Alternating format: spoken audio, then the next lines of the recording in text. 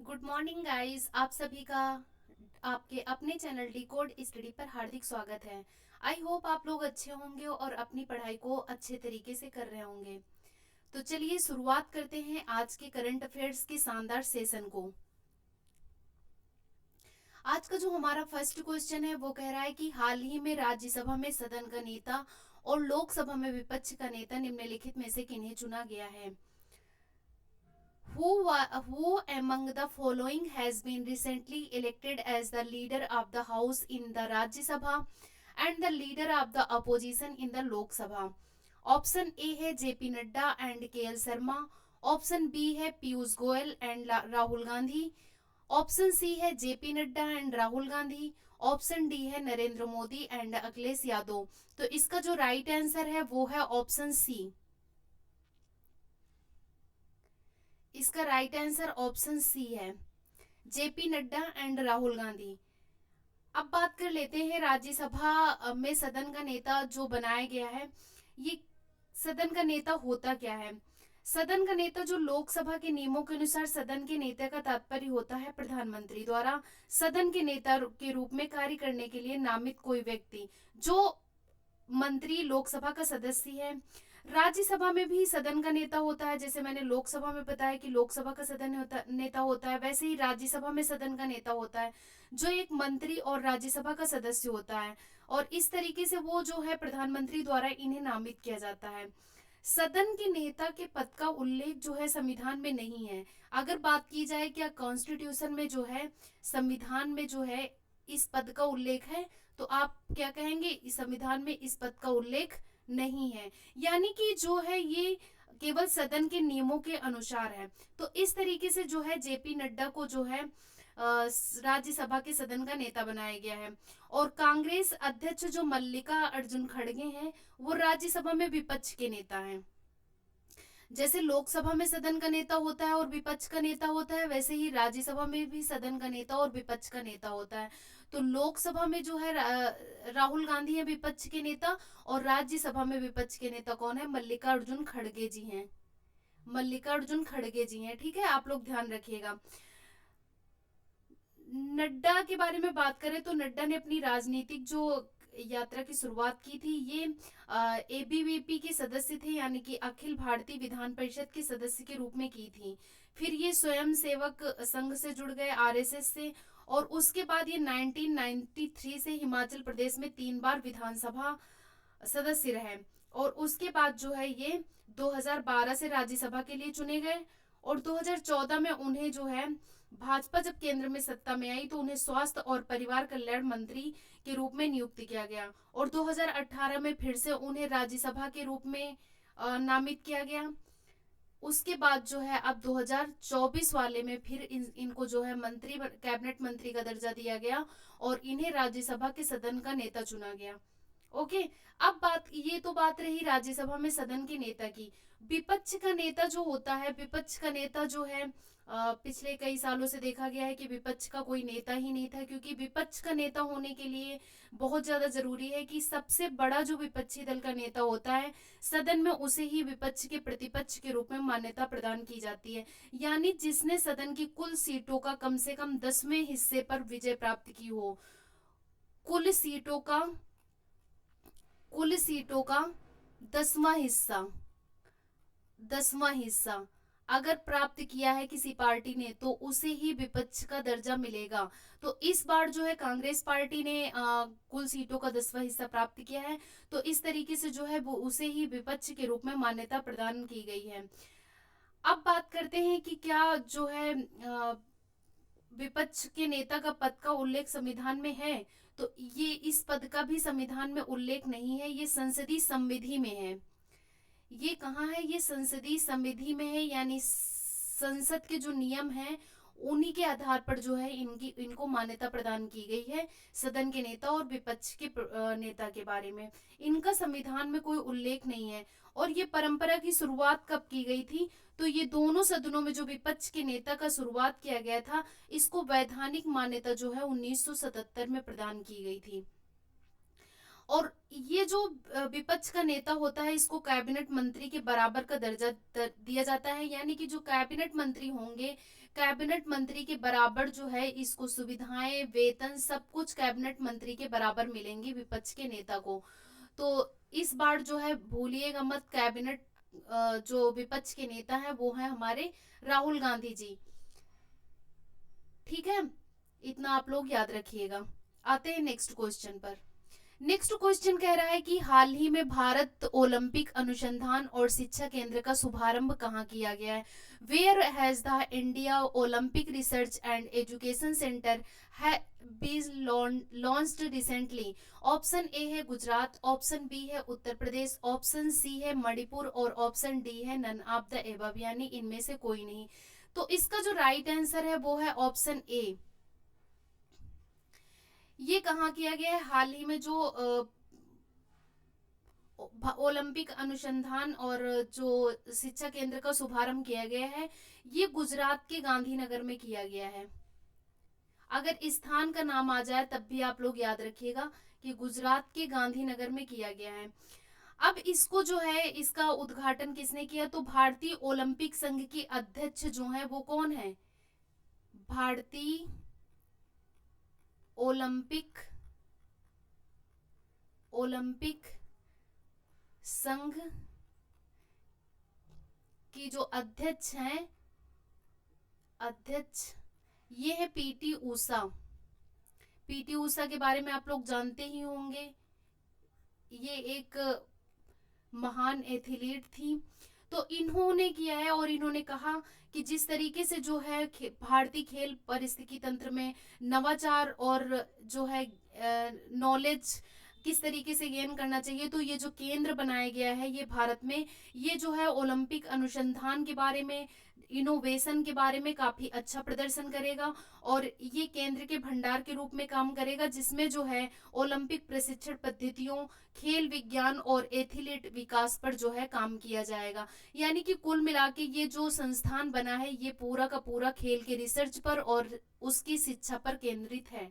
Okay, आते हैं next question पर। आप लोग चैनल को ज़्यादा से ज़्यादा लाइक शेयर करते चलिए, क्योंकि आप लोगों को पता है कि हम कितनी मेहनत करके ढूंढ ढूंढ के इम्पोर्टेंट क्वेश्चन, न्यूज़ को क्वेश्चन क्विज में चेंज करके आप सबके लिए लाते हैं।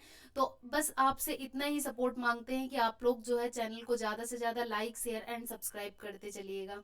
ओके, नेक्स्ट क्वेश्चन है, हाल ही में प्रथम अंतर्राष्ट्रीय डेयरी फेडरेशन एशिया प्रशांत शिखर सम्मेलन का आयोजन कहाँ किया गया? इंग्लिश में देख लेते हैं। Where has the first international dairy federation Asia Pacific summit been organised recently? Option A है हैदराबाद, ऑप्शन बी है गुजरात, ऑप्शन सी है वाराणसी, ऑप्शन डी है कोच्चि। तो जो इसकी शुरुआत की गई है ये कहाँ से की गई है? डेयरी और ये किया गया है कोच्चि से। कहाँ से किया गया? कोच्चि से। यानी कि हमारा जो डी आंसर है वो राइट है। डेयरी में किसान केंद्रित जो ये प्रथम अंतर्राष्ट्रीय डेयरी फेडरेशन एशिया प्रशांत शिखर का आयोजन किया गया है। इसका मेन उद्देश्य कि डेयरी फार्मिंग और नवाचार को क्या करना, वैश्विक स्तर पर जो है इसका प्रदर्शन करना है। यानी कि जो हमारे यहाँ का देखा होगा कि जो दुग्ध उत्पादन में भारत नंबर 1 पर है, दुग्ध उत्पादन पर जो है पूरे विश्व में भारत अगर नंबर 1 पे है, तो इसको ध्यान में रखते हुए जो है ये बात कही गई है कि डेयरी फार्मिंग को कैसे बढ़ावा दिया जाए, डेयरी फार्मिंग को कैसे बढ़ावा दिया जाए, इसमें कैसे नवाचार किया जाए, मतलब इनोवेशन लाया जाए, और किस तरीके से उनके उत्पादकता को बढ़ाया जाए और दूध एकत्रीकरण में पारदर्शिता लाई जाए। यानी कि जो दूध एकत्रित होता है उसमें कोई घपलाबाजी ना हो, उसको अच्छे तरीके से जो है सुनियोजित तरीके से जो है उसका उसका एकत्रीकरण किया जाए। तो इस तरीके के संवाद को जो है बढ़ावा देने के लिए इस प्लेटफॉर्म में जो है ये सब बातें कही गई। और इस कार्यक्रम में 20 से अधिक देशों के 1000 से अधिक प्रतिनिधियों ने भाग लिया, यानी 20+ कंट्री की से 1000 से अधिक लोगों ने क्या किया, इसमें पार्टिसिपेट किया। और इसकी जो थीम रखी गई है, इसकी थीम है, थीम भी आप लोग नोट कर लेना क्योंकि थीम कभी कभी पूछ लेता है। थीम है डेयरी में किसान केंद्रित नवाचार। डेयरी में किसान, डेयरी में किसान केंद्रित नवाचार, केंद्रित नवाचार। आप लोगों को बस इसमें दो तीन पॉइंट याद रखना है कि हाल ही में जो प्रथम अंतर्राष्ट्रीय डेयरी फेडरेशन एशिया प्रशांत शिखर सम्मेलन का आयोजन किया गया, वो किया गया कोच्चि में। और इसकी जो थीम है वो है डेयरी में किसान केंद्रित नवाचार। और इसका जो मेन उद्देश्य है वो डेयरी फार्मिंग को बढ़ावा देना है, उसमें नवाचार लाना है, और दुग्ध उत्पादन को किस तरीके से बढ़ाया जाए और दुग्ध के एकत्रीकरण को कैसे जो है सुनियोजित तरीके से किया जाए, इसका मेन उद्देश्य यही है। ओके, आते हैं नेक्स्ट क्वेश्चन पर। नेक्स्ट क्वेश्चन कह रहा है, बहुत ही इंपॉर्टेंट क्वेश्चन है और ये काफी अप्रिसिएट वाला क्वेश्चन है कि कितना छोटा बच्चा है। हाल ही में सुबोर्णो इसाक बारी दुनिया के सबसे कम उम्र के ग्रेजुएट बने, ये किस देश के निवासी हैं? Recently Subarno Isaac Bari became the world's youngest graduate. He is a resident of which country? Option A है इंडिया, ऑप्शन बी है जापान, ऑप्शन सी है अमेरिका, और ऑप्शन डी है चाइना। तो इसका जो राइट आंसर है वो है ऑप्शन सी, यानी कि जो है ये भारतीय मूल के तो हैं लेकिन ये रहने वाले अमेरिका के हैं।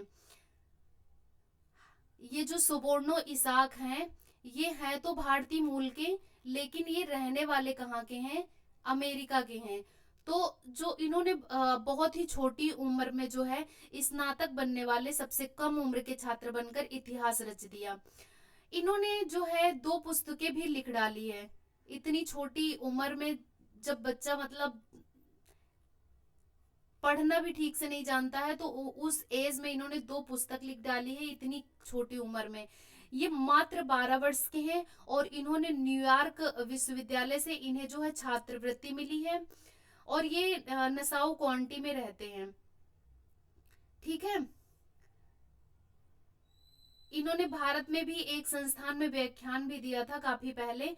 और जो अमेरिकी राष्ट्रपति बराक ओबामा हैं उन गणमान्य व्यक्तियों में से हैं जिन्होंने इनकी प्रतिभा को क्या किया था, सम्मानित किया था। और ये काफी प्राउड की बात है। बस आप लोगों को इतना याद रखना है कि ये अमेरिका देश के निवासी हैं। पूछ सकता है क्योंकि भारतीय मूल के हैं तो हो सकता है कि पूछ ले एग्जामिनर। आते हैं नेक्स्ट क्वेश्चन पर। नेक्स्ट क्वेश्चन बहुत ही इंपॉर्टेंट है कि हाल ही में चांद के अंधेरे हिस्से यानी दूसरे हिस्से से मिट्टी लाने वाला पहला देश कौन सा बना है? Who has recently start, sorry यहाँ पर जो है इसका इंग्लिश जो है गलत दिया है, कोई बात नहीं है, कभी कभी हो जाती है मिस्टेक। तो इसका जो आंसर देख लेते हैं। ऑप्शन ए है जापान, ऑप्शन बी है रूस, ऑप्शन सी है अमेरिका, ऑप्शन डी है चीन। तो इसका जो राइट आंसर है वो है ऑप्शन डी, यानी कि चीन ने क्या किया है, चीन का एक मून मिशन है जिसने चांद की सतह से मिट्टी लेकर धरती पर पहुंचा है और इसी के साथ वो विश्व का क्या बन गया, पहला देश बन गया। विश्व का पहला देश बन गया। और हमने हमेशा बोला है कि जब कोई पहला इनोवेशन होता है तो वो बहुत ही इम्पोर्टेंट हो जाता है एग्जाम के प्रोस्पेक्टिव से।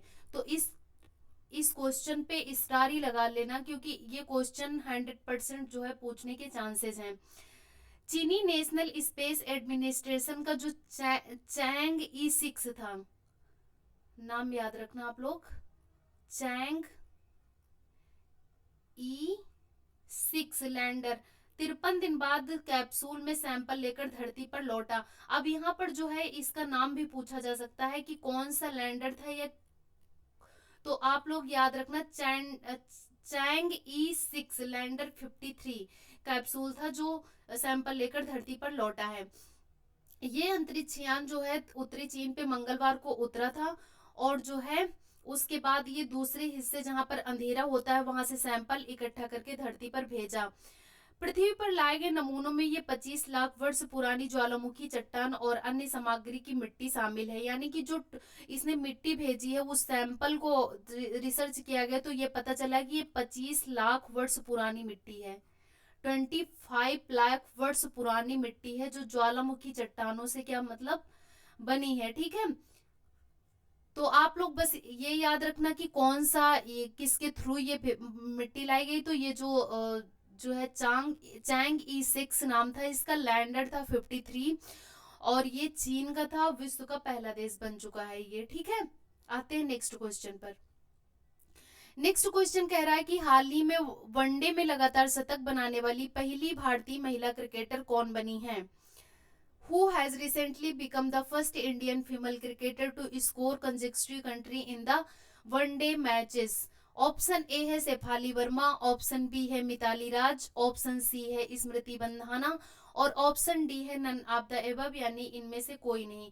तो इसका जो राइट आंसर है वो है ऑप्शन सी, यानी कि स्मृति मंधाना जो है ये वनडे में लगातार शतक बनाने वाली पहली भारतीय महिला क्रिकेटर बन गई हैं। अब इन्होंने जो कितने संयुक्त, दो संयुक्त शतक बनाने वाली ये पहली भारतीय महिला बनी है। और इनको जो एक दिवसीय जो ये अंतरराष्ट्रीय श्रृंखला होती है, इसमें इनके नाम जो है सर्वाधिक रन बनाने का रिकॉर्ड दर्ज किया गया है। सर्वाधिक रन बनाने का रिकॉर्ड दर्ज किया गया है। स्मृति मंधाना की बात करें तो इनका जो जन्म हुआ था वो 1996 में हुआ था। ये बहुत अच्छी क्रिकेटर हैं जो कि रॉयल चैलेंजर बेंगलोर के लिए खेलती हैं। किसके लिए? रॉयल चैलेंजर्स बेंगलोर के लिए ये खेलती हैं, बेंगलोर के लिए ये खेलती हैं। इनको बीसीसीआई द्वारा 2018 में सर्वश्रेष्ठ महिला अंतर्राष्ट्रीय क्रिकेट का पुरस्कार भी मिल चुका है। ठीक है, ये भी आप लोग ध्यान रखिएगा। और दिसंबर 2021 में इन्हें आईसीसी महिला क्रिकेट ऑफ द ईयर से भी सम्मानित किया गया था, जो कि बहुत इंपॉर्टेंट है। तो दो चीजें याद रखना आप लोग, फर्स्ट की 2018 में इन्हें क्या मिला था? सर्वश्रेष्ठ सर्वश्रेष्ठ महिला अंतर्राष्ट्रीय अंतर्राष्ट्रीय क्रिकेटर का पुरस्कार मिला था।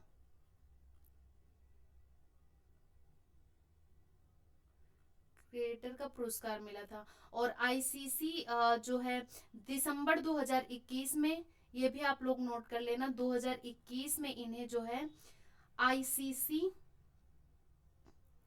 आईईसीसी आईसीसी महिला cricketer of the year, ICC महिला क्रिकेटर ऑफ द ईयर से भी इन्हें सम्मानित किया जा चुका है।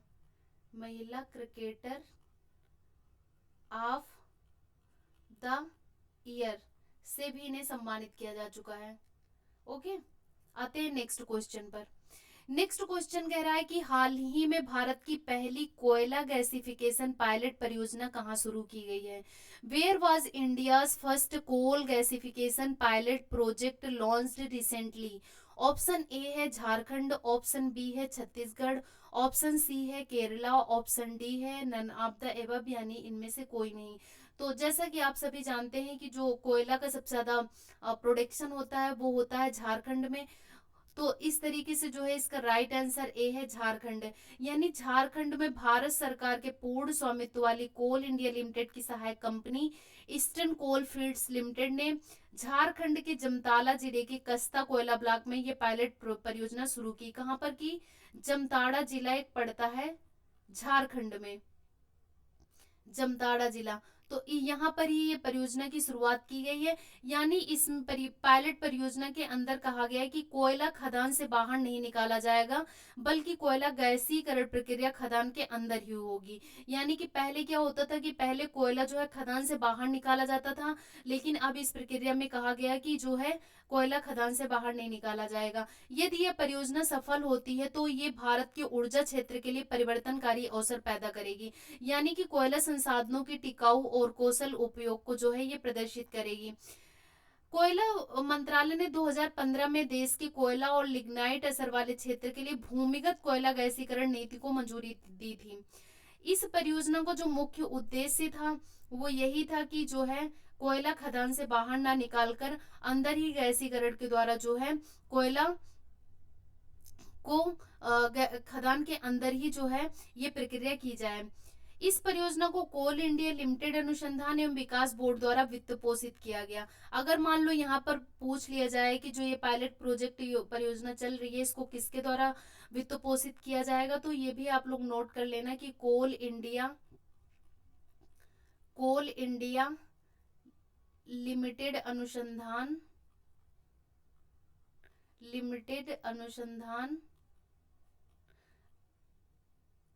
एंड विकास बोर्ड द्वारा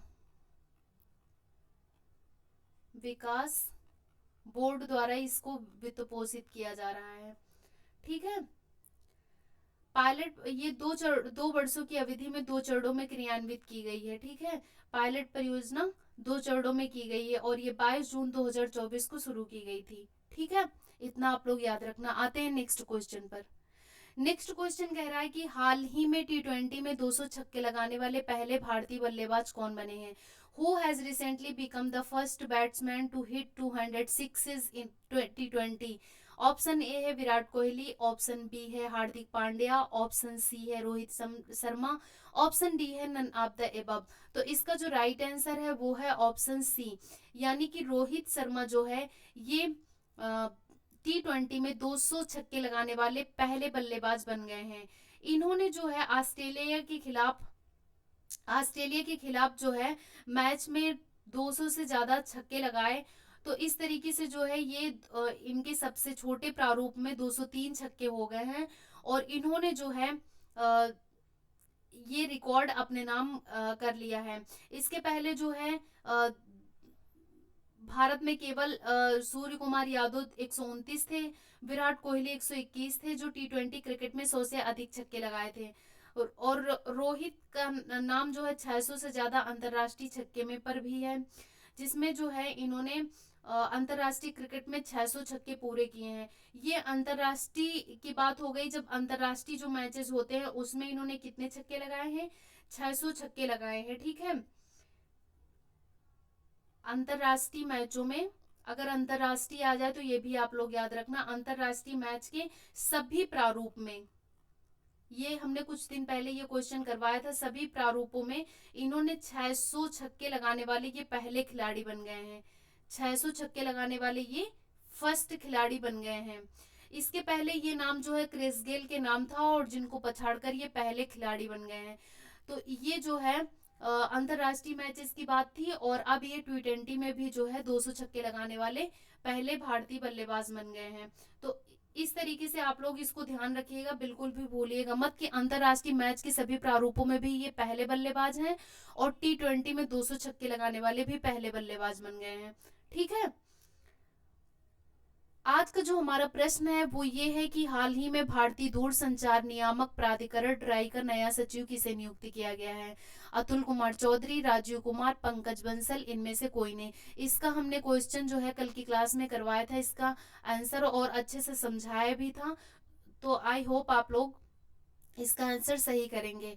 कुछ स्टूडेंट के आंसर सही कमेंट सेक्शन में आ भी रहे हैं और हम यही उम्मीद करते हैं कि आप लोग ज़्यादा से ज़्यादा जो है आंसर करेंगे और इसी तरीके से आप लोग हमें सपोर्ट करते रहिए और ज़्यादा से ज़्यादा चैनल को लाइक शेयर एंड सब्सक्राइब कीजिए, अपने दोस्तों को शेयर कीजिए और जितना आप लोग लाइक करेंगे, आपके लिए अगर कोई इतना एफर्ट करता है तो एक लाइक करने में क्या जाता है, आपका एक छोटा सा सपोर्ट सामने वाले के लिए कितना बड़ा मोटिवेशन होता है ये आप लोग शायद नहीं जानते हैं। आपके लिए हम लोग कितना मेहनत करते हैं, किस तरीके से जो है बहुत इंपॉर्टेंट न्यूज को क्वेश्चन क्विज में बदलते हैं, फिर आपको अच्छे से समझाते हैं ताकि आपको कोई भी क्वेश्चन एग्जाम में मिस ना होने पाए। तो इस तरीके से मैं यही उम्मीद करती हूँ कि आप लोग ज़्यादा से ज़्यादा चैनल को लाइक शेयर एंड सब्सक्राइब करेंगे।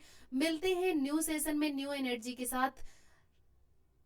Thank you so much all of you.